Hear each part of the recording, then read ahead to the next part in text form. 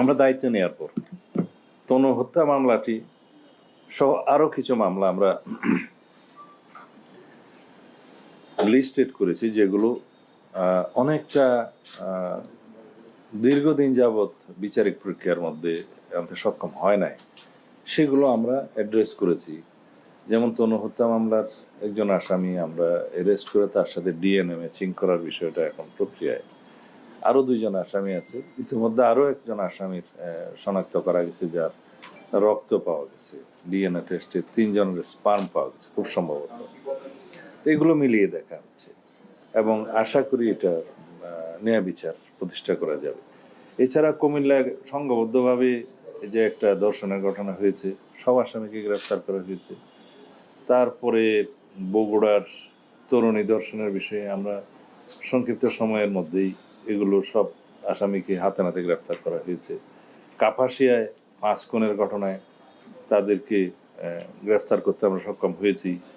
ঢাকার মান্ডায় প্রবাসী হত্যাকাণ্ডের বিষয়েও এই হত্যাকাণ্ডে জড়িত থাকার অভিযোগে 2 জন নারীকে গ্রেফতার করা হয়েছে। এছাড়া বিভিন্ন সময়ে আমাদের যে অভিযান, চিরুনি অভিযান, সেটা ডিএমপির এখানে ঢাকা মেট্রোপলিটন পুলিশের মিরপুরে, তারপর অস্ত্র মাদক উদ্ধার অভিযান মোহাম্মদপুর ও শেরেবাংলা নগরে, তারপরে আমাদের মে মাসের প্রথম সপ্তাহে ঢাকার মোহাম্মদপুর, শেরেবাংলা নগর, আদাবর এলাকায় যে ব্লক রিট চলছে, সেটা আমরা এখানে সফলতা অর্জন করেছি। পেশাদার অনেক অপরাধীকে আমরা গ্রেফতার করতে সক্ষম হয়েছি এবং অনেকেই দীর্ঘদিন যাবৎ আইনের চোখে ধুলো দিয়ে যেভাবে পালিয়েছিল তাদেরকেও আমরা গ্রেফতার করতে সক্ষম হয়েছি। এখন যাত্রাবাড়ি থানাতেও একইভাবে আমরা অনেক ওয়ারেন্টভুক্ত আসামি ছিনতাইকারী, তাদেরকে প্রায় 41 জন আমরা গত কয়েকদিন মে মাসের 18 এবং 19 তারিখে আমরা গ্রেফতার করতে সক্ষম হয়েছি। এইভাবে তেজগাঁতে 63 জন, ঢাকার বাইরে চট্টগ্রাম, কক্সবাজারের বিভিন্ন জায়গায়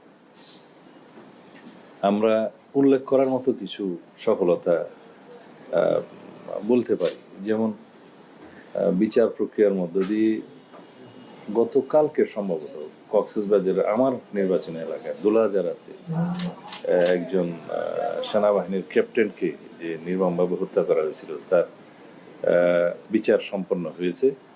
সম্ভবত 4 জন কি 5 জনের মৃত্যুদণ্ড হয়েছে ফাঁসির, তারপরে যাবজ্জীবন আছে, বিভিন্ন মেয়াদের সাজা আছে। এছাড়া উখিয়া টেকনাফেও র্যাব 15 অভিযান চালিয়ে বিভিন্ন মামলায় পলাতক দীর্ঘদিনের আসামি অনেককেই